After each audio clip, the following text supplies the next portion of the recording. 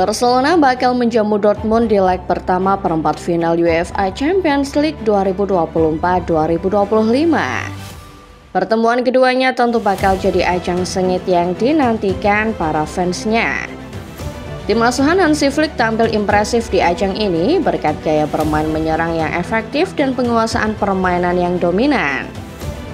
Mereka difavoritkan untuk melaju ke babak semifinal, di mana lawan berikutnya adalah pemenang duel antara Inter Milan dan Bayern Munich. Namun begitu, Borussia Dortmund sendiri sebenarnya tak bisa dianggap remeh. Tim asal Jerman tersebut adalah finalis musim lalu yang kini juga sudah berganti pelatih. Ajang pertemuan dengan Barcelona bakal beraromakan balas dendam mengingat kekalahan mereka pada fase Liga. Lantas bagaimana pertandingan panas ini akan berjalan? Sebelum kita mulai pembahasannya Football Lover, selalu pastikan kamu sudah menekan tombol like dan subscribe serta nyalakan lonceng notifikasinya, supaya kedepannya kamu tidak ketinggalan berita-berita terbaru lainnya seputar dunia sepak bola dari channel Starting 11 Moment.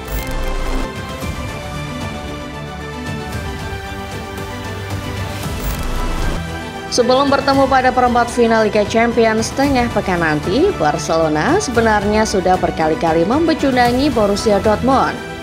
Salah satu peristiwa tersebut terjadi pada fase Liga Champions 2025, di mana klub asal Katalan meraih kemenangan 2-3 melawan BVB.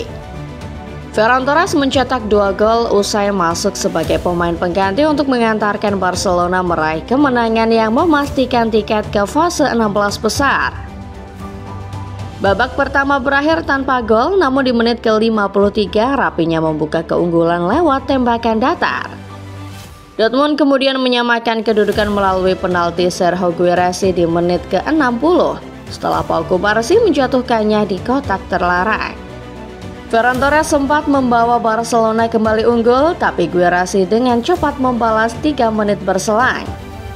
Selanjutnya 5 menit sebelum laga usai, Torres memanfaatkan umpan dari Lamine Yamal dan sekali lagi menaklukkan Gregor Kobel untuk memastikan kemenangan 2-3 bagi tim tamu.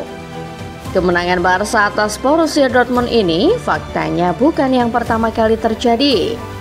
Dalam 5 pertemuan sebelumnya yang terjadi di UCL sepanjang sejarah, Barca bahkan tercatat tak pernah kalah. 3 kemenangan dan 2 hasil imbang adalah modal penting bagi pasukan Hansi Flick di Louis Companies Kamis mendatang. Bagi Hansi Flick, menjaga rekor unbeaten melawan tim asal Jerman ini tentu adalah hal yang wajib. Selain menjaga tiket ke semifinal, mempertahankan tradisi kemenangan juga merupakan bagian dari adat Barcelona. Bermain di Estadio Olímpic Louis Companies, Barcelona punya motivasi ganda. Tak hanya ingin melaju ke fase berikutnya, mereka juga ingin menunjukkan bahwa dominasi atas Dortmund di pertemuan sebelumnya bukan sekedar kebetulan. Hansi Flick paham betul setiap laga di Liga Champions adalah panggung untuk membuktikan kualitas, dan kali ini Barca bermain di rumah sendiri dengan dukungan penuh dari para Gullers.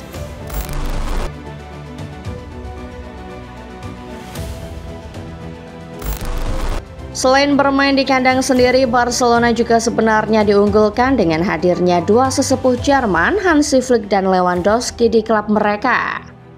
Duet mengerikan ini punya sejarah panjang dan sukses ketika menghadapi Borussia Dortmund.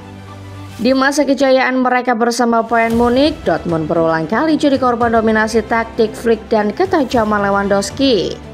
Kini keduanya bersatu kembali di Barcelona, membawa pengalaman, mental juara dan tentu saja trauma kolektif bagi mantan rivalnya itu. Kolaborasi Flick dan Lewandowski atau yang bisa disebut Flewa itu bukan cuma sekadar reuni nostalgia. Kombinasi pelatih dan striker ini adalah paket lengkap. Keduanya sudah berkali-kali membuktikan superioritas mereka atas Borussia Dortmund, terutama saat masih membela Bayern Munich. Lewandowski yang pernah bermain untuk Dortmund sebelum hijrah ke Bayern total telah mencetak 27 gol dalam 26 pertandingan melawan mantan timnya. Sementara itu Hansi Flick punya rekor sempurna, 6 kemenangan dari 6 laga melawan Dortmund, termasuk final Piala Super Jerman 2020 dan kemenangan tandang Barca di Signal Iduna Park Desember lalu. Di laga-laga melawan Dortmund bersama Flick, Lewandowski hampir selalu mencetak gol penting. Contohnya di kemenangan 4-2 pada Maret 2021, di mana ia membukukan hat-trick dan menjadi pahlawan kebangkitan Bayern. Peran Flick pun tak kalah vital, karena ia mampu menyusun strategi yang menekan Dortmund sejak ke lini pertama dan mengeksploitasi celah di pertahanan mereka yang kerap panik saat menghadapi tekanan tinggi. Bagi Barcelona, kehadiran Vlewa bukan cuma soal statistik, tapi juga soal aura. Ketika dua figur yang terbiasa menang bertemu lagi dalam satu tim, efeknya menjalar ke seluruh skuad. Sementara itu bagi Dortmund, menghadapi Barcelona dengan Flick dan Lewandowski di satu sisi seolah menghadapi bayangan masa lalu yang kembali untuk menyelesaikan urusan yang belum tuntas.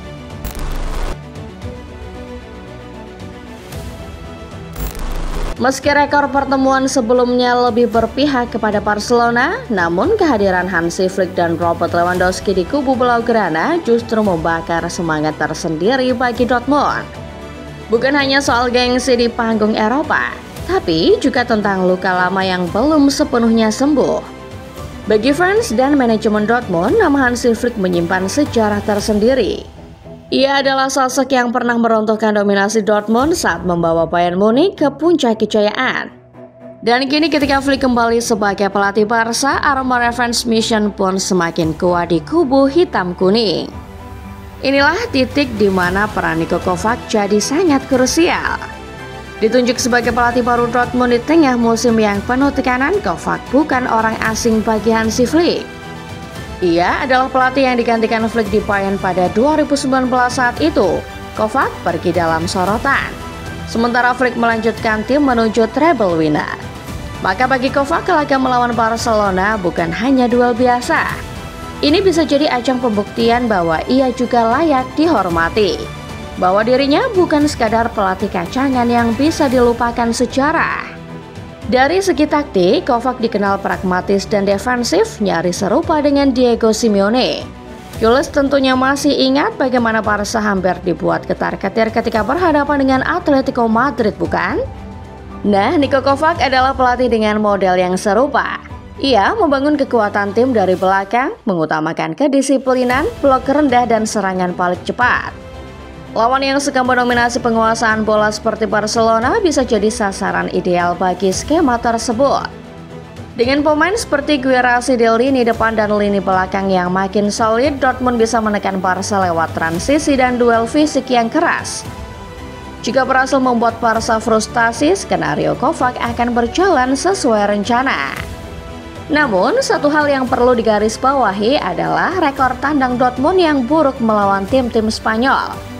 Dari 19 lawatan mereka ke tanah Spanyol, hanya 3 kali Dortmund berhasil menang dan tidak satupun di antaranya terjadi melawan Barcelona. Tapi justru catatan ini yang bisa dijadikan motivasi tambahan untuk menciptakan sejarah baru.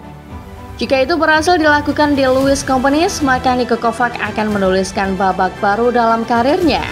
Bukan sebagai bayang-bayang Hansi Flick, tapi sebagai rival yang bangkit dan siap mengubah peta kekuatan Eropa.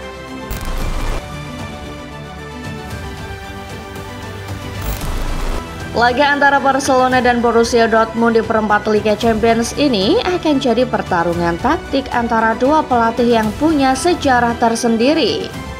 Barcelona jelas akan turun dengan kekuatan penuh dan filosofi bermain menyerang total.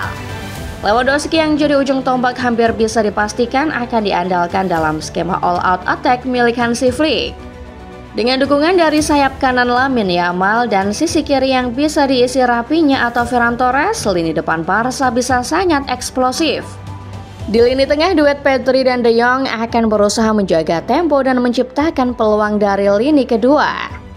Di sisi lain, Dortmund yang baru saja menunjuk Niko Kovac sebagai pelatih akan tampil lebih pragmatis. Absennya Nico Schlotterbeck karena cedera membuat Kovac kemungkinan besar mengandalkan formasi 3-4-3 defensif dengan Emre Can sebagai poros di belakang. Gaya bermain Kovac yang cenderung mirip dengan Diego Simeone, padat di belakang, cepat dalam transisi bisa jadi senjata untuk menahan gempuran Barca. Strategi ini didukung oleh kecepatan pemain seperti Karim Adeyemi dan Guirassy yang bisa menyengat lawan serangan balik. Pertarungan ini juga syarat dendam pribadi. Kovac pernah disingkirkan dari Bayern dan digantikan oleh Flick yang kemudian membawa klub tersebut menjuarai Eropa. Kini mereka bertemu kembali dalam situasi berbeda namun dengan tensi yang sama panasnya. Bagi Kovac ini mungkin lebih dari sekadar perempat final, ini soal harga diri dan pembuktian. Dan bagi Flick mempertahankan dominasi serta membawa Barca ke semifinal Liga Champions adalah misi utama di musim perdananya.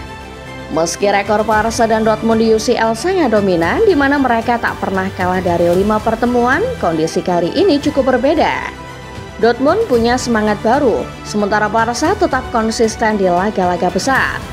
Dengan segala faktor itu, duel ini akan sangat ditentukan oleh siapa yang mampu mengeksekusi rencana dengan lebih disiplin, antara kontrol total ala Flick atau tekanan dan reaksi cepat ala Kovac. Demikian Football Lovers pembahasan singkat mengenai Barca versus Dortmund yang bakal terjadi di Kamis mendatang. Bagaimana menurut kalian? Siapa yang kira-kira bakal menang? Coba tulis pendapat kalian di kolom komentar ya.